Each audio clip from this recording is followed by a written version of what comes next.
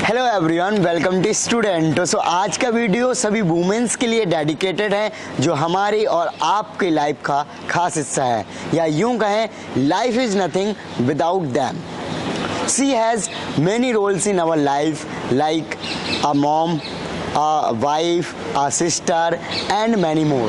She is most intelligent, beautiful and sensible and loving creation by a God, yes, a woman. दोस्तों, इतिहास भी गवाह है अपनी ताकत, बल, ज्ञान, बुद्धि, सहनशीलता का उदाहरण हमसे छिपा नहीं। हमने बहुत सारे उदाहरण देखे हैं, जैसे कि Rani Lakshmibai, Razia Sultan, Savitribai Phule, Rani Karunavati, Indira Gandhi, Kalpana Chawla, Kiran Bedi and many more. Counting कभी भी एंड नहीं होगी। इतने सारे एग्जाम्पल्स हैं जो कि हम सभी के सामने हैं। और आज हम जाने वाले हैं IAS सोनल गोयल मैम के पास, जो कि त्रिपुरा भवन में रेसिडेंस कमिश्नर हैं।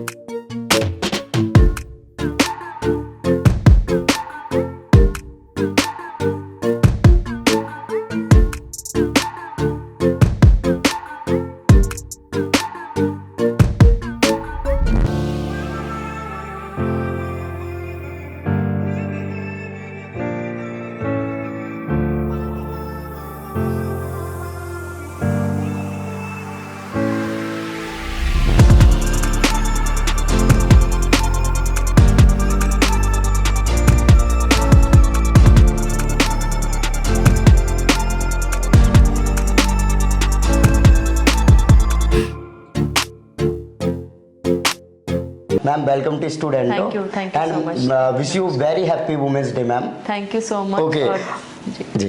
सो मैम ने 2008 में यूपीएससी में 13 रैंक सिक्योर करी थी। मैम को करीब 14 ईयर हो गए हैं डेडिकेटेड सर्विस करते हुए।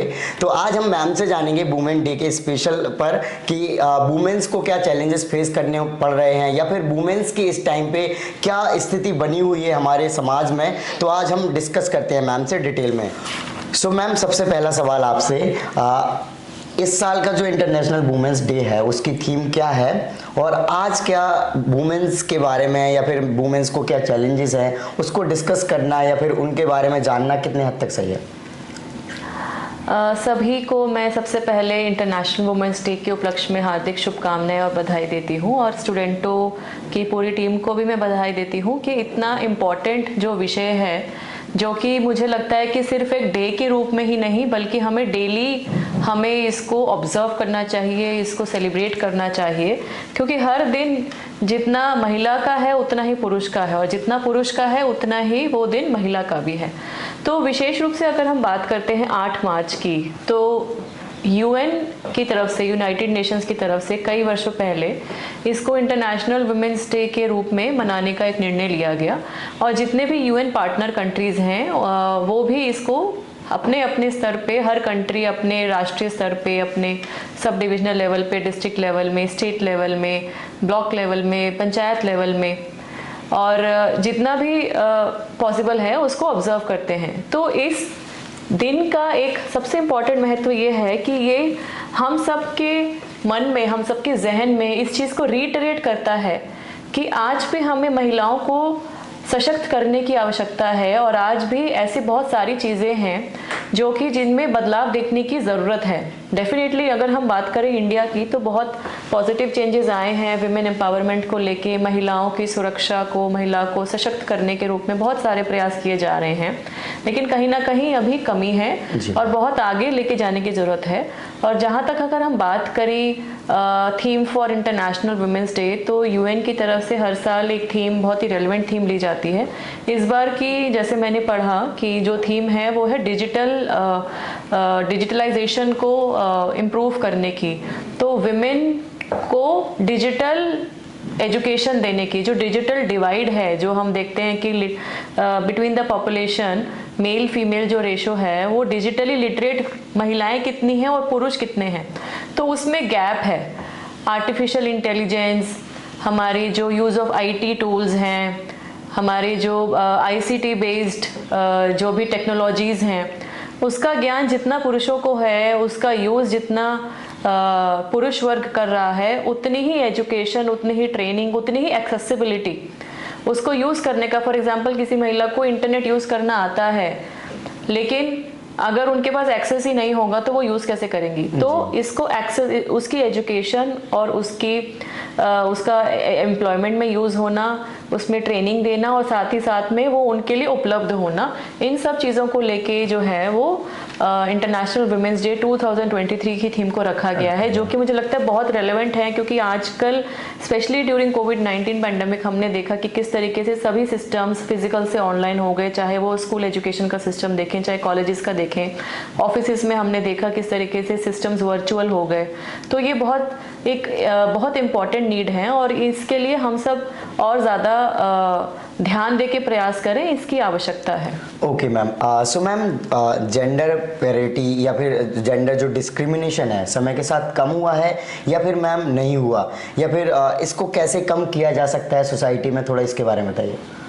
देखिए, जब हम जेंडर डिस्क्रिमिनेशन की बात करते हैं कि मेल और फीमेल में समानता ना होना, तो उसको कम करना है और जेंडर पैरिटी को बढ़ाना है। तो जेंडर पैरिटी मतलब समानता जो है वो लेके आनी है। तो हम अगर अपने देश की बात करें, इंडिया की बात करें, तो इंडिया ने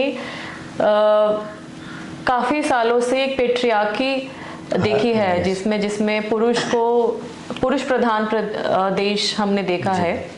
और लेकिन हमने ये साथ साथ में ये भी देखा है कि कोई भी ऐसा पहलू हो जो कि हमारी डेली दिनचर्या से रिलेटेड हो, हमारे समाज से रिलेटेड हो, हमारे देश से रिलेटेड हो, उसमें महिलाओं की भागीदारी भी उतनी ही रही है जितनी पुरुषों की रही है, और हो सकता है उससे ज़्यादा भी रही हो। हमने देखा किस तरीके से फ्रीडम स्ट्रगल में, आपने भी स्टार्टिंग में नाम लिया रानी लक्ष्मीबाई जी का, किस तरीके से मदर टेरेसा, जिस तरीके से हमने देखा कि फ्रीडम स्ट्रगल में महिलाओं की इतनी अहम भूमिका रही।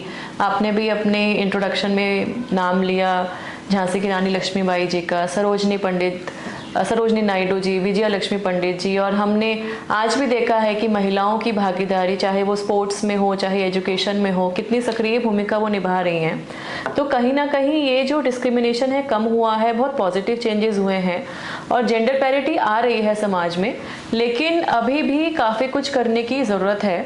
और विशेष रूप से जो एक सोच है, जो एक बिहेवियर है, हमारा जो माइंडसेट है, उसमें बदलाव लाने की ज़रूरत है कि पुरुष और महिला समान है, तभी हम जो है ना इक्वल सोसाइटी की बात कर पाएंगे। उसमें काफ़ी कुछ अभी भी करने की आवश्यकता है। राइट मैम, आपकी अगर हम जर्नी की बात करें तो आपको क्या क्या चैलेंजेस फेस करने पड़े और उनको आपने ओवरकम कैसे किया? देखिए, मेरी जर्नी काफ़ी चैलेंजिंग भी रही, लेकिन काफ़ी कुछ सीखा मैंने। मेरा सिविल सर्विसेज में जब मैंने डिसाइड किया, मैं एक्चुअली स्कूल में मेरा कभी उस तरीके से रुझान नहीं था कि मैं सिविल सर्विसेज में जाऊंगी। मैं जब कॉलेज में अपना ग्रेजुएशन करी थी, 3rd ईयर में थी, उस टाइम में मैंने सिविल सर्विसेज के बारे में पढ़ा और उस टाइम मैं CS भी कर रही थी। तो जब मैंने ये परिवार में बात डिस्कस करी, ये लगभग 2003 की बात है, आज से 20 साल पहले की बात है, तो शुरुआत में तो किसी ने उसको इतना तवज्जो नहीं दिया, क्योंकि हमारी फैमिली बिजनेस क्लास फैमिली है, पानीपत से बिलोंग करते हैं मेरे फादर। और जब मैंने उनसे ये बात डिस्कस करी तो पहले तो कोई रेडली एक्सेप्ट नहीं किया किसी ने, क्योंकि बहुत सारी अप्रीहेंशंस आई कि मैं प्राइवेट सेक्टर का प्रोफेशन को छोड़ के सिविल सर्विसेज में जाऊंगी। बहुत ही टफ एग्ज़ाम है आज भी इंडिया में, और इवन सिलेक्शन होगा या नहीं होगा ये इसकी कोई गारंटी नहीं है, और सिलेक्शन के बाद भी कौन सी सर्विस मिलेगी, कौन सी रैंक आएगी, कहाँ पोस्टिंग होगी, क्या कार्डर मिलेगा, और फैमिली लाइफ कैसे सेटल होगी, मोर सो बीइंग अ फीमेल। तो ये सब इश्यूज़ उनके माइंड में आए मेरे पेरेंट्स के, लेकिन ऑलमोस्ट 5-6 मंथ्स मुझे लगे उनको कन्विंस करने में। लेकिन जब फिर मेरे फादर ने, जब उन्होंने मुझे सपोर्ट किया कि ठीक है, अगर आपको करना है तो आप करिए, लेकिन उन्होंने ये भी सजेस्ट किया कि प्लान भी आप ज़रूर रखिए। तो फिर मैंने उनकी एडवाइस मानी और 2003 में मेरी ग्रेजुएशन कंप्लीट हुई। 2004 में मैंने लॉ में एनरोलमेंट लिया from Delhi university, regular course था, एंट्रेंस के थ्रू मेरा एडमिशन हुआ। और सेम ईयर में मैंने सिविल सर्विसेज की तैयारी भी शुरू करी और मैंने CS की भी जॉब, पार्ट टाइम जॉब मैंने स्टार्ट की। तो 2004 से 2007 तक ये तीनों चीज़ें पैरेलल चल रही थी। फोकस था सिविल सर्विसेज की तैयारी और मैंने CS की पार्ट टाइम जॉब भी चल रही थी और लॉ की रेगुलर क्लासेस। सो बहुत डिफ़िकल्ट था टाइम मैनेज करके अपने गोल को अचीव करना। और 2006 में मैंने पहला अटैम्प्ट दिया, उसमें मेरा क्लियर नहीं हुआ, मुझे इंटरव्यू कॉल नहीं आई, बहुत डिमोटिवेटेड थी, डिजेक्टेड थी। लेकिन फिर मैंने अपने आप को ये कमिटमेंट दिया कि अब जो मैं अटैम्प्ट दूंगी वो बेस्ट अटैम्प्ट मेरा होना चाहिए। तो बस फिर अपना पूरी मेहनत करके पेरेंट्स के सपोर्ट से, फैमिली के सपोर्ट से मैंने किया और 2008 में मेरा सिलेक्शन हुआ। और उसके बाद मैंने ट्रेनिंग ज्वाइन की मसूरी में, हमारी एकेडमी है Lal Bahadur Shastri national academy of administration, वहाँ गई मैं। उसके बाद में फिर मैंने काडर त्रिपुरा ज्वाइन किया जून 2009 में। त्रिपुरा एक बहुत ही ब्यूटीफुल स्टेट है हमारे नॉर्थ ईस्ट में, लोग बहुत अच्छे हैं and people give you so much of respect. तो काफ़ी कुछ मैंने सीखा वहाँ जाके, बंगाली लैंग्वेज सीखी, वहाँ पे ट्राइबल्स के साथ इंटरेक्ट किया, रिमोट एरियाज़ में मैंने विज़िट किया और सारी फील्ड पोस्टिंग रही। उसके बाद मैं हरियाणा में आई इंटर काडर डेप्यूटेशन में और उसके बाद फिर बस इस तरीके से ही मेरा जर्नी चलता जा रहा है। 14 साल प्लस हो गए हैं मुझे सिविल सर्विसेज में। तो जर्नी मेरी काफ़ी चैलेंजिंग भी रही, लेकिन काफ़ी कुछ सीखा। और जिस सिविल सर्विसेज में मैं जिस मोटिव से आई थी कि मुझे नेशन के लिए, सोसाइटी के लिए अपना कंट्रीब्यूशन देना है, लोगों के लिए कुछ अच्छा करना है, वो मुझे लगता है काफ़ी हद तक मैं कर पाई। कुछ चीज़ें डेफिनेटली मन में होती हैं, लेकिन आप in your official capacity, administrative constraints होते हैं जिसकी वजह से नहीं कर पाते हो, तो वो मैं नहीं कर पाई। लेकिन आई थिंक कि किसी भी महिला के लिए, चाहे वो सिविल सर्विसेज में हो या प्राइवेट सेक्टर में हो या इवन हाउसवाइफ हो, होम मेकर हो, चैलेंजेस उसकी लाइफ में हमेशा रहते हैं और शायद थोड़े ज़्यादा रहते हैं। लेकिन हमारे अंदर सब स्ट्रेंथ है, हमारे अंदर वो पावर है कि हम उन सब चैलेंजेस को ओवरकम करें और जीवन में हम आगे बढ़ें।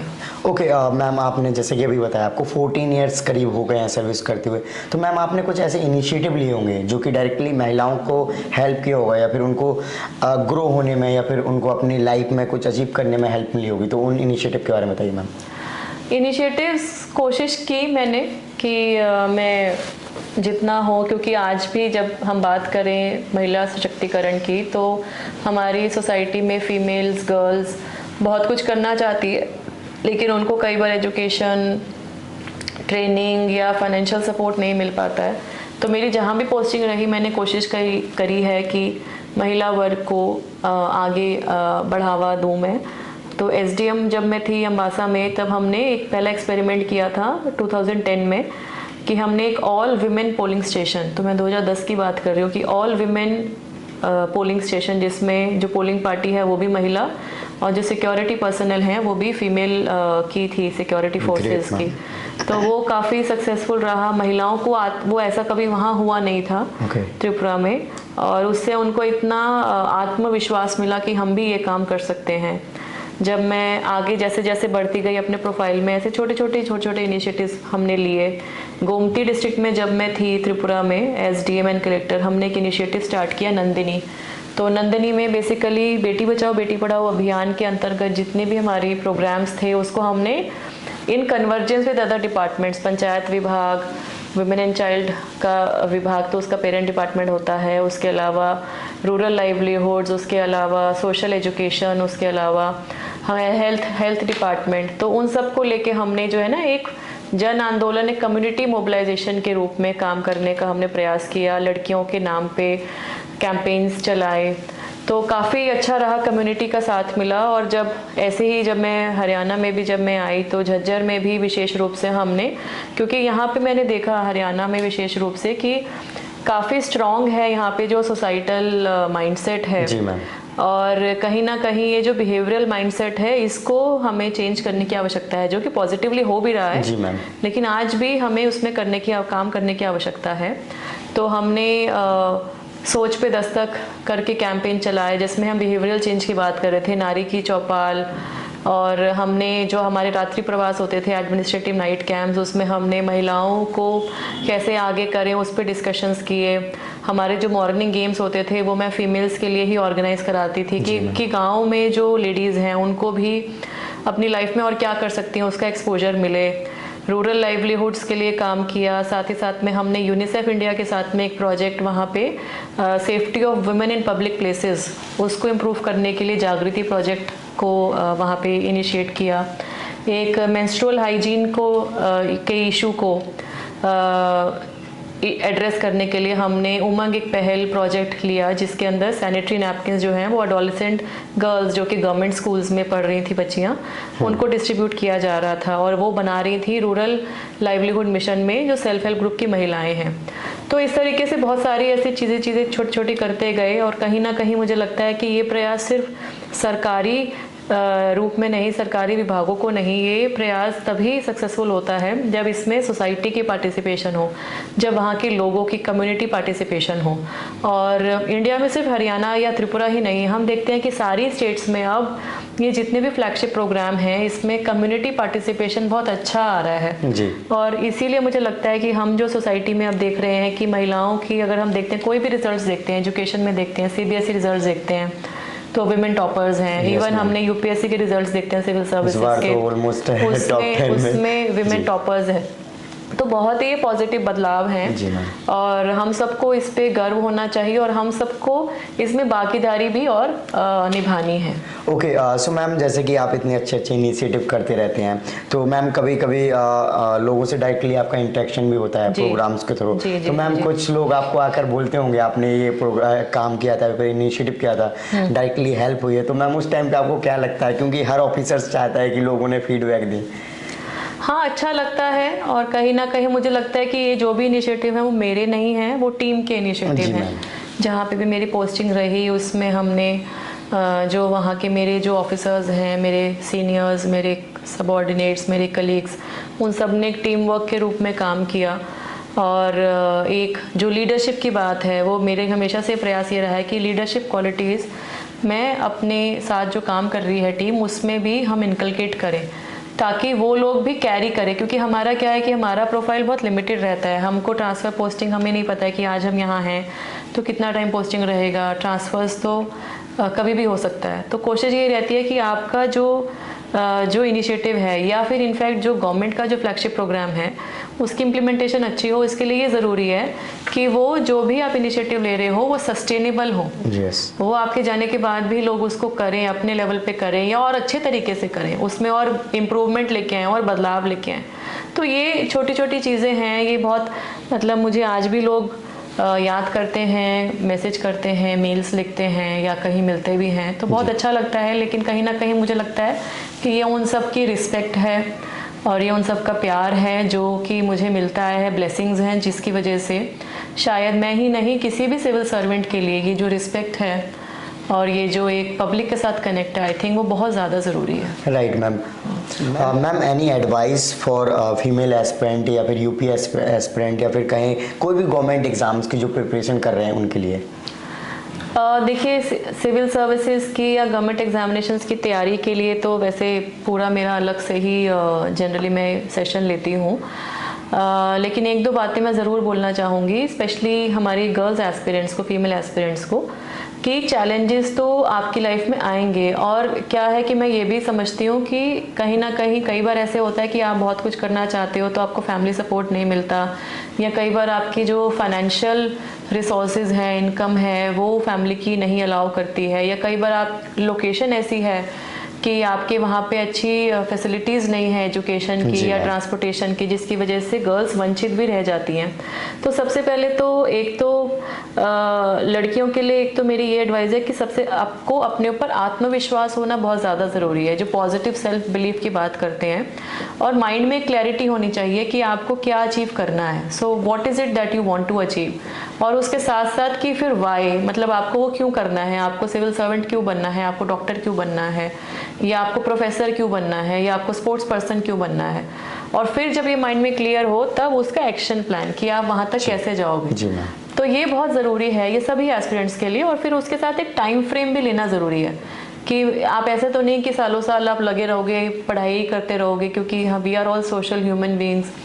जैसे जैसे एज बढ़ेगी आपकी पारिवारिक जिम्मेवारियाँ भी बढ़ती हैं, मैरिज भी करनी होती है, then you have many other things to handle, and खुद अर्न भी करना होगा, you can't be dependent on your parents always. So एक टाइम फ्रेम लेके चलें, आप अपने गोल्स को, विजन को थोड़ा सा ब्रेक करके और अपने टारगेट्स फिक्स करें। और फिर जब वो क्लियर होता है, जब आपके माइंड में क्लियर है, तो सोसाइटी की भी जिम्मेवारी है कि जो एफर्ट वो लड़की कर रही है या इवन हमारे मेल एस्पिरेंट्स भी जो एफर्ट वो कर रहे हैं, तो उसमें उनका सपोर्ट करें, उनका मॉरल सपोर्ट, उनका हर तरीके से रिसोर्सेज का सपोर्ट वो भी करें। ये भी बहुत ज़्यादा ज़रूरी है आई थिंक। मैम, ब्यूरोक्रेसी में अगर बात करें तो फीमेल्स का कितना दबदबा है? जैसे कि हमारे अभी राष्ट्रपति माननीय द्रौपदी जी मुर्मू जी हैं, तो इस प्रकार से बताइए थोड़ा सा मैम। देखिए, फीमेल रिप्रेजेंटेशन ब्यूरोक्रेसी में, सिविल सर्विसेज में या लीडरशिप प्रोफाइल्स की अगर हम बात करें तो बहुत पॉजिटिवली हमारे देश में चेंज आ रहा है। मैडम अन्ना रजम मल्होत्रा 1951 में फर्स्ट वुमेन IAS ऑफिसर, उन्होंने एज IAS ऑफिसर ज्वाइन किया। और जब उन्होंने ज्वाइन किया तो कितना उन्होंने एक स्ट्रगल फेस किया होगा, वी कांट इवन इमेजिन किस परिस्थितियों में वो पहली वुमेन IAS महिला उन्होंने ज्वाइन किया, केरला काडर मिला।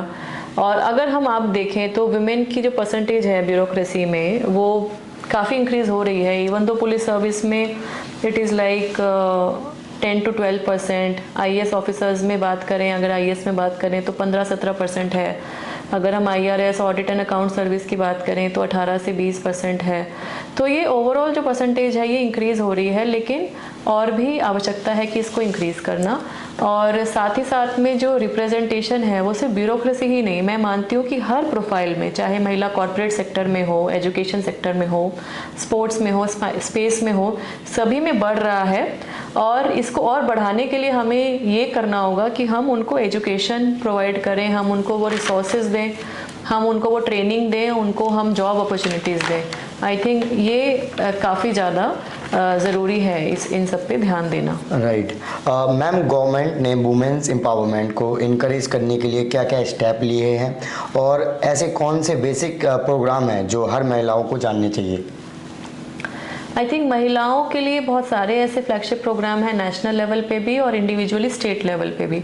तो नेशनली अगर हम बात करें तो बेटी बचाओ बेटी पढ़ाओ एक अभियान है जो कि एक जन आंदोलन के रूप में 2015 से हमारे पूरे देश में इसको लागू किया गया है विद फ्यू एक्सेप्शंस।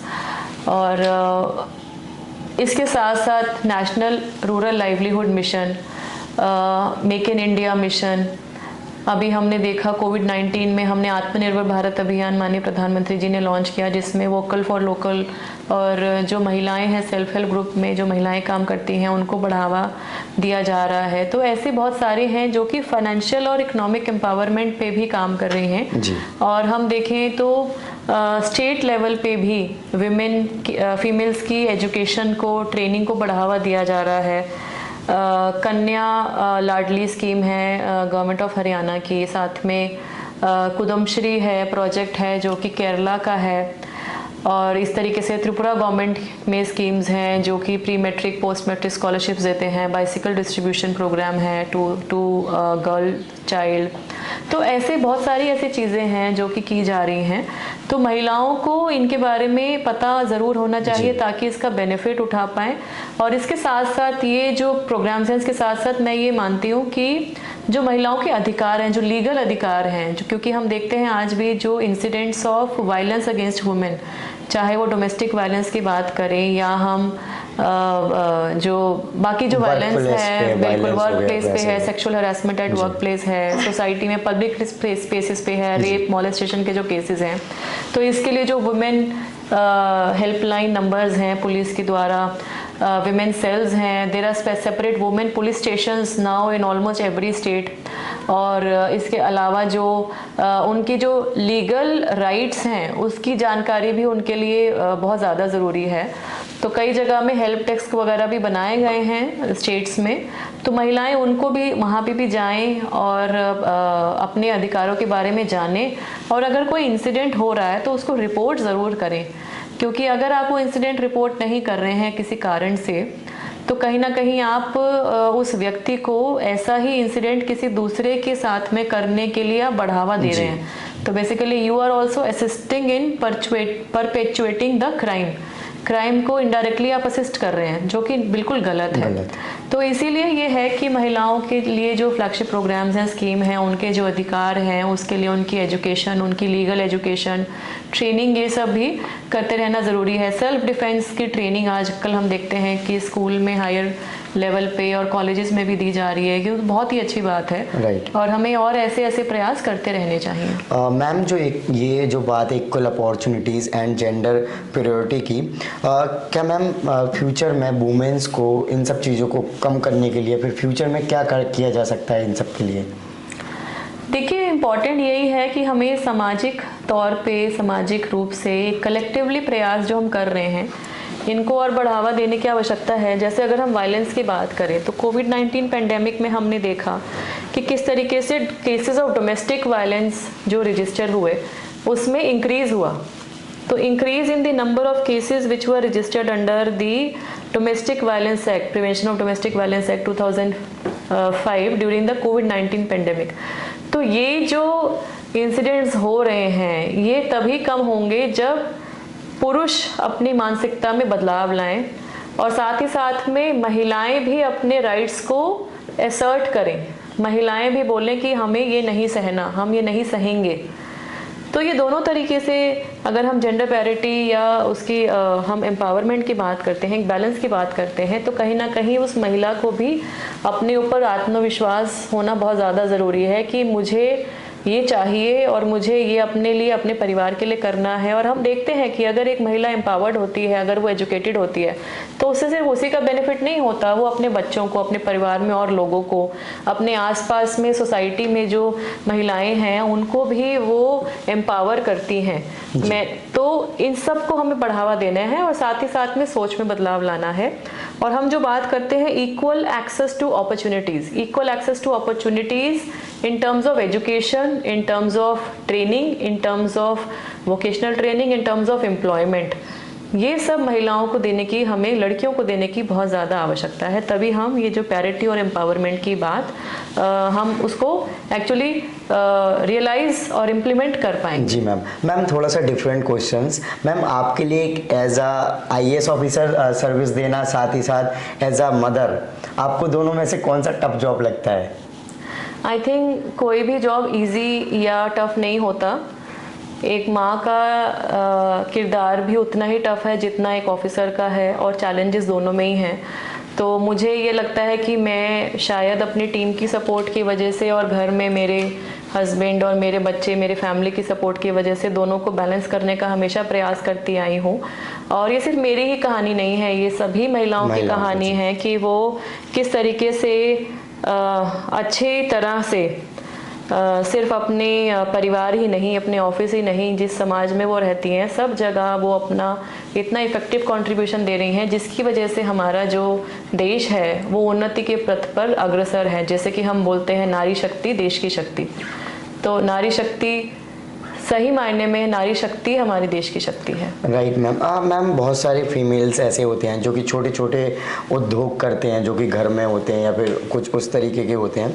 तो मैम, उनको आप कोई मैसेज या सजेशन देना चाहोगे उनको? देखिए, मेरा मैसेज तो सभी के लिए ये है, जो मैंने बीच में भी बात दोहराई थी, कि आत्मविश्वास आपका अपने ऊपर होना चाहिए, कि सबसे इम्पॉर्टेंट है योर ओन सेल्फ बिलीफ। और फिर जो आप काम करने के लिए ठान लेते हो, एक बात ये ज़रूर जहन में रखनी है कि चैलेंजेस तो आएंगे ही। और चैलेंजेस हमने देखा कोविड-19 पेंडेमिक में कितने चैलेंजेस आए, लेकिन वहाँ पे भी हमने देखा कि महिलाओं की भागीदारी, चाहे वो एज हेल्थ वर्कर हो, डॉक्टर्स हो, पैरामेडिकल स्टाफ हो, एज वुमेन इन एडमिनिस्ट्रेशन हो, वुमेन इन पुलिस सर्विस हो, वुमेन इन सैनिटेशन हो, तो हर तरीके से किस तरीके से महिलाओं ने आगे आके काम किया। तो चैलेंजेस तो आएंगे ही, लेकिन हम कैसे उन चैलेंजेस को फेस करते हुए आगे बढ़ते हैं, उससे हमारी सक्सेस डिटरमिन होती है। So challenges will definitely come, but how we face and respond the challenges with our own strength, with our own resilience will determine our success. तो अपने ऊपर विश्वास रखिए, अपना हार्ड वर्क देते रहिए और अपने मंजिल को प्राप्त कीजिए। ये मेरा मैसेज है सभी लड़कियों के लिए, सभी महिलाओं के लिए। सो मैम, लास्ट में कोई मैसेज जो हमारे सब्सक्राइबर्स या व्यूवर्स हैं, क्योंकि मोस्टली फीमेल एस्पिरेंट्स भी हैं और बॉयज़ भी हैं जो कि UPSC या फिर गवर्नमेंट एग्जाम्स की तैयारी कर रहे हैं। मैं यही सबको बोलना चाहूँगी कि अपने हौसलों पे विश्वास रखिए और हमारा जो हार्ड वर्क है, जो हमारा जो हमारे जो एफर्ट्स हैं उसका कोई रिप्लेसमेंट नहीं है। And I never believe in any shortcut, कोई शॉर्टकट नहीं होता ज़िंदगी में। आपको अपना लक्ष्य पाने के लिए मेहनत तो करनी ही पड़ेगी, लेकिन हाँ, सच्चे मन से जो मेहनत है उसका परिणाम हमेशा निकलता है। और लड़कियों को विशेष रूप से मैं यही मेरी तरफ से यही अपील है कि अपने ऊपर आत्मविश्वास रखिए और अपने 100% एफर्ट देते रहिए। लास्ट में आप सभी को मेरी तरफ से अंतर्राष्ट्रीय महिला दिवस की बहुत बहुत शुभकामनाएं। आप सब लोग खुश रहें, स्वस्थ रहें। और कुछ पंक्तियाँ नारी के लिए मैं यहाँ समर्पित करना चाहूँगी कि कोमल है कमज़ोर नहीं तू, शक्ति का नाम ही नारी है। कोमल है कमज़ोर नहीं तू, शक्ति का नाम ही नारी है। जग को जीवन देने वाली तू सबसे बलशाली है। जग को जीवन देने वाली तू सबसे बलशाली है। तो एक महिला एक नए लाइफ को बर्थ देती है, उसमें सभी शक्तियां हैं। अपनी शक्ति को हमें रियलाइज़ करना है, परिस्थितियों का सामना करते हुए जीवन में आगे बढ़ना है। और जब हम आगे बढ़ रहे हैं तो सिर्फ खुद का ही अच्छा नहीं करना, हमारे आसपास जो लोग हैं, सोसाइटी में जो लोग हैं जिनको हमारी मदद की ज़रूरत है, उनको भी सपोर्ट करना है। अपने देश की उन्नति और प्रगति में अपना योगदान देते रहना है। यही मेरा मैसेज है, यही मेरी अपील है। Thank you so much. जय हिंद। Okay, so thank you so much ma'am for your lovely message and valuable time.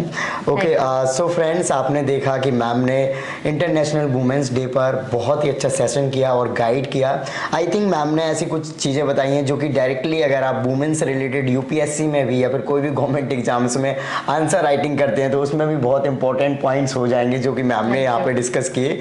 So I hope कि आपको वीडियो अच्छी लगी होगी, तो इस वीडियो को लाइक करें और जय हिंद।